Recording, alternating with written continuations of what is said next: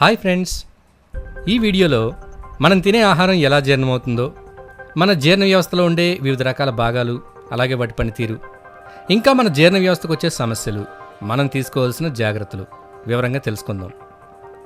పళ్ళు, గింజలు, కాయలు, ఆకులు, తేనె, చిన్న చిన్న జంతువులు ఇవే ఒకప్పటి మనిషి ఆహారం.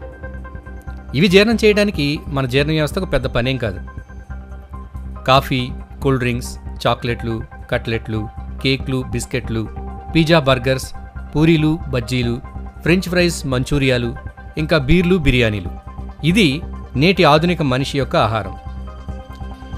సహజమైన పదార్థాలకు అధిక మొత్తంలో ఉప్పు, కారం, నూనెలో పట్టించి కృత్రిమ రంగులు, ఫ్లేవర్లు అద్ది ఆ పదార్థాల్లోని పోషకాలన్నీ ఆవిరైపోయే వరకు కాల్చి, వేయించి, మార్చి మనం తింటున్నాం. మరి ఇలాంటి ఆహారాన్ని జీర్ణం చేసి అందులో అరకొరగా ఉండే పోషకాలను బయటికి తీసి మనకు అందివ్వటం, మిగిలిన వ్యర్థాలను, విష పదార్థాలను బయటికి పంపడం అంటే మన జీర్ణ వ్యవస్థకు పెద్ద సవాలే. మరి మన జీర్ణ వ్యవస్థ ఆ సవాల్ని ఎలా సమర్థవంతంగా పూర్తి చేస్తుందో తెలుసుకోవాలంటే ఈ వీడియో చివరిదాకా చూడండి. జీర్ణ వ్యవస్థ ముఖ్యమైన పని ఆహారాన్ని జీర్ణం చేయటం. మనం తినే ఆహారంలో ఎక్కువ మొత్తంలో కార్బోహైడ్రేట్స్, ఫ్యాట్స్, ప్రోటీన్స్ ఉంటాయి. తక్కువ మొత్తంలో విటమిన్స్, మినరల్స్ ఉంటాయి.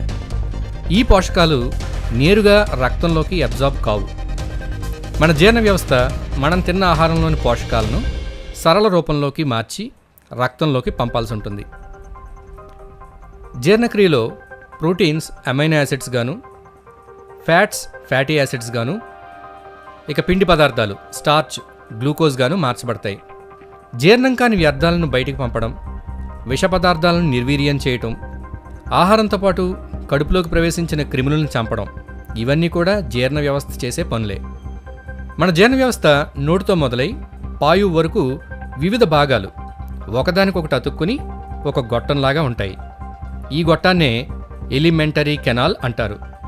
దీని మొత్తం పొడవు 30 అడుగులు. నోట్లో పళ్ళు, నాలుక ఆహారాన్ని నమలడానికి ఉపయోగపడతాయి. అయితే ఆహారాన్ని మెత్తగా చేయడం కోసం నోట్లో లాలాజలం స్రవించబడుతుంది. ఒక మనిషి నోట్లో రోజుకు సుమారు 1 నుండి 1.5 లీటర్ల లాలాజలం స్రవించబడుతుంది. లాలాజలంలో సలైవరీ అమైలేజ్ అనే ఎంజైమ్ ఉంటుంది. ఈ ఎంజైమ్ కార్బోహైడ్రేట్లను జీర్ణం చేస్తుంది. అంటే జీర్ణక్రియ అనేది మన నోటిలోనే ప్రారంభమైపోతుంది. అన్నాన్ని బాగా నమిలి తినడం వలన మన నోటిలోనే 30% వరకు జీర్ణక్రియ పూర్తవుతుంది. ఇలా చేయడం వల్ల మన జీర్ణ వ్యవస్థలోని మిగిలిన అవయవాలపై పనిభారం తగ్గుతుంది.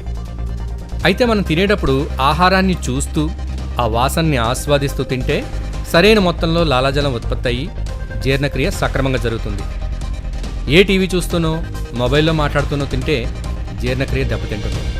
ఎందుకంటే జీర్ణక్రియకు కావలసిన రసాలు, ఎంజైమ్లు, హార్మోన్ల ఉత్పత్తిని మెదడు నియంత్రిస్తుంది. అందుకే తినేటప్పుడు దృష్టి తిండి మీదనే ఉండాలి. మన లాలాజలంలో లైసోజైమ్ అనే యాంటీ బ్యాక్టీరియల్ పదార్థం కూడా ఉంటుంది. ఇది న్యాచురల్ యాంటీసెప్టిక్గా పనిచేస్తుంది.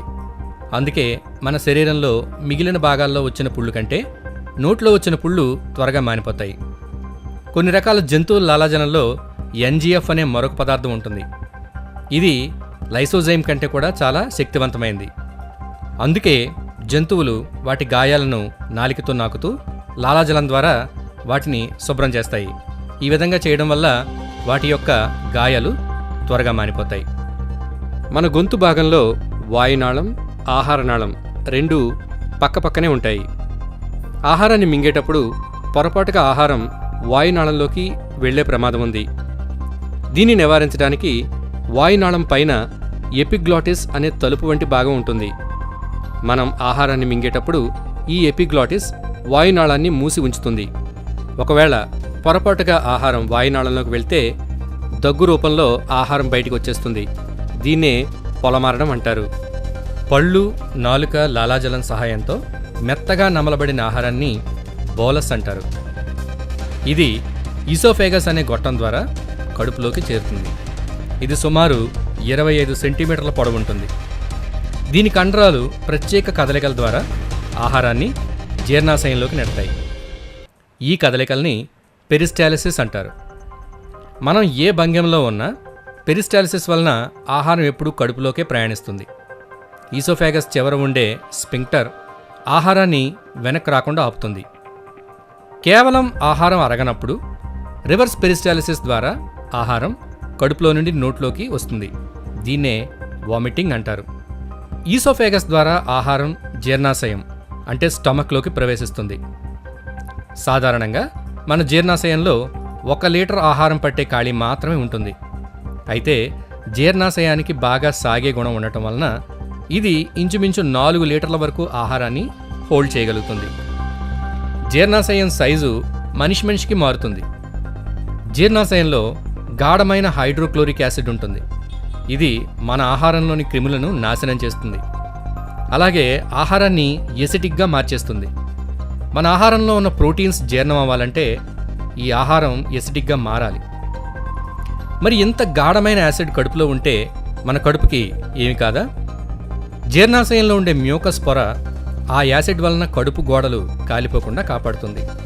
జీర్ణాశయంలో యాసిడ్తో పాటు కొన్ని ఎంజైమ్స్ కూడా సెక్రీట్ అవుతాయి. ఇక్కడ ముఖ్యంగా ప్రోటీన్ల జీర్ణక్రియ అనేది జరుగుతుంది. జీర్ణాశయంలో ఆహారం జీర్ణం కావడానికి సుమారు 4 నుంచి 6 గంటల సమయం పడుతుంది. జీర్ణాశయంలో ఆహారం మజ్జిగ చిలికినట్లుగా చిలకపడుతుంది. దీన్నే ఖైమ్ అంటారు. జీర్ణాశయం చివర పైలోరిక్ స్ఫింక్టర్ అనే ఒక వాల్వ్ ఉంటుంది. ఇది ఆహారాన్ని కొద్దిగా చిన్న ప్రేగులోకి విడుదల చేస్తుంది. చిన్న ప్రేగులోని మొదటి భాగాన్ని డియోడెనమ్ అంటారు. ఇది 25 నుండి 28 సెంటీమీటర్ల పొడవు ఉంటుంది. దీనికి లివర్ అలాగే ప్యాంక్రియాస్ కనెక్ట్ అయి ఉంటాయి. ప్యాంక్రియాస్ జీర్ణ రసాలను, లివర్ పైచ రసాలను డియోడెనంలోకి విడుదల చేస్తాయి. మనం తిన్న ఆహారంలో కొవ్వులు జీర్ణం అవ్వాలంటే లివర్ నుంచి వచ్చే బైల్ చాలా అవసరం. ఈ బైల్ గాల్ బ్లాడర్ అనే ఆకుపచ్చ బుడగలాంటి భాగంలో నిలవుండి కొద్దిగా డియోడెనంలోకి విడుదలవుతుంది. చిన్న ప్రేగు గోడలు కూడా జీర్ణ రసాలు విడుదల చేస్తాయి. ఇవన్నీ కలిపి ఆహారం పూర్తిగా జీర్ణమయ్యేలా చూస్తాయి. చిన్న ప్రేగు సుమారు 20 అడుగులు పొడవుంటుంది. దీని లోపల గోడలపై విల్లై అనే చిన్న వెంట్రుకల వంటి నిర్మాణాలుంటాయి.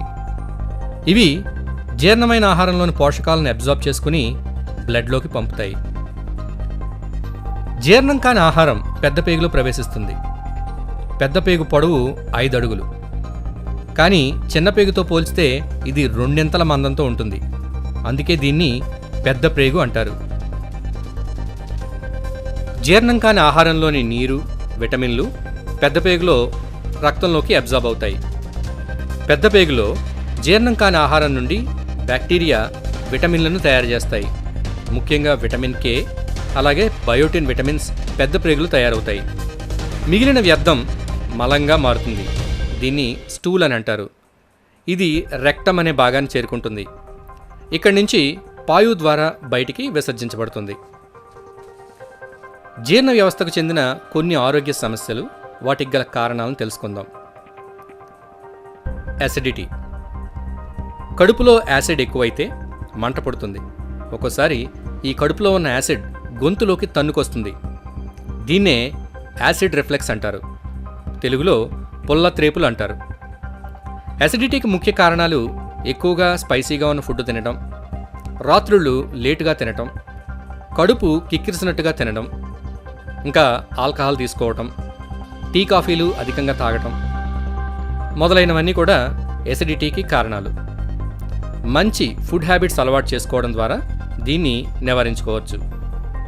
రెండవది ఫుడ్ పాయిజనింగ్. బ్యాక్టీరియా, ఫంగస్ లేదా వైరస్ వల్ల కలుషితమైన ఆహారం తినడం వల్ల ఫుడ్ పాయిజనింగ్ జరుగుతుంది. కొన్నిసార్లు జీర్ణాశయంలో యాసిడ్ క్రిములను పూర్తిగా నాశనం చేయలేదు. అలాంటప్పుడు ఈ బ్యాక్టీరియా పేగుల్లో ప్రవేశించి ఇన్ఫెక్షన్కు దారితీస్తుంది. ఇది నివారించుకోవడానికి శుచిగా శుభ్రంగా వండిన ఆహారాన్ని మాత్రమే తినాలి. మూడవది అల్సర్స్. జీర్ణాశయంలో పుళ్ళు ఏర్పడితే అల్సర్ అంటారు. ఇవి ముఖ్యంగా హెచ్ పైలోరీ అనే బ్యాక్టీరియా వల్ల కలుగుతాయి.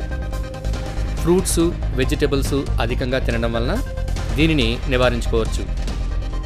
నాలుగవది కాన్స్టిపేషన్. కాన్స్టిపేషన్ లేదా మలబద్ధకం. రోజు విరోచనం ఫ్రీగా కాకపోతే మలబద్ధకం అంటారు.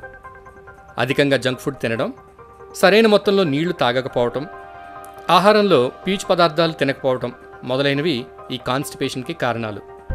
దీన్ని నివారించుకోకపోతే ఇది మరిన్ని ఆరోగ్య సమస్యలకు దారితీసే అవకాశం ఉంటుంది. ఇప్పుడు కొన్ని హెల్దీ ఈటింగ్ హ్యాబిట్స్ చూద్దాం. ముందుగా ప్రశాంతంగా తినడం. తినడానికి కనీసం 2 నిమిషాల ముందు మనం ప్రశాంతంగా కూర్చోవాలి. అందుకే చాలామంది తినే ముందు ప్రార్థన చేయటం లేదా ప్రాణాయామం చేయడం మొదలైనవి చేస్తారు. దీనివల్ల మన బాడీ రిలాక్స్ అయ్యి ఒక సమతా స్థితిలోకి వస్తుంది. అటువంటి స్థితిలో ఎంజైమ్స్, హార్మోన్లు సక్రమంగా విడుదలవుతాయి. రెండవది, బాగా నమిలి తినాలి. ముద్ద 32 సార్లు నమిలి తినాలి అనే నానుడి మనకి బాగా తెలుసు. మన పెద్దలు ఎప్పుడూ చెప్తూ ఉంటారు. నేటి తరం ఆధునిక శాస్త్రవేత్తలు కూడా ఈ విషయాన్ని నిర్ధారించారు. మనం తినే ఆహారాన్ని 32 సార్లు నమిలి తినడం వల్ల అది పూర్తిగా నలగడంతో పాటు జీర్ణక్రియ అనేది సాఫీగా సక్రమంగా జరుగుతుందని గుర్తించారు. మనం వీలైనంత వరకు ఆహారాన్ని బాగా నమిలి తినడం అలవాటు చేసుకోవాలి. 3, తినగానే నిద్రపోకూడదు. తినగానే పడుకుంటే ముఖ్యంగా 3 సమస్యలు వస్తాయి. ఎసిడిటీ లేదా యాసిడ్ రిఫ్లెక్స్. తినగానే పడుకుంటే కడుపులోని యాసిడ్ గొంతులోకి వచ్చే అవకాశం ఉంటుంది. బరువు పెరగడం. తినగానే పడుకుంటే ఆహారం జీర్ణమైనప్పుడు విడుదలయ్యే శక్తి అంతా కూడా కొవ్వు కింద మారిపోతుంది. దీంతో ఊబకాయం వచ్చే అవకాశం ఎక్కువ అవుతుంది. Heart stroke. లేట్ నైట్ తినడం, తినగానే పడుకోవడం వలన హార్ట్ స్ట్రోక్ వచ్చే అవకాశాలు చాలా ఎక్కువ. 4వది, నీళ్లు త్రాగడం.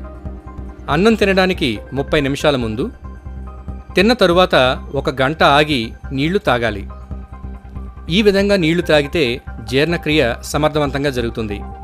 తినేటప్పుడు గొంతు దిగకపోతే కొద్దిగా నీళ్లు తీసుకోవచ్చు.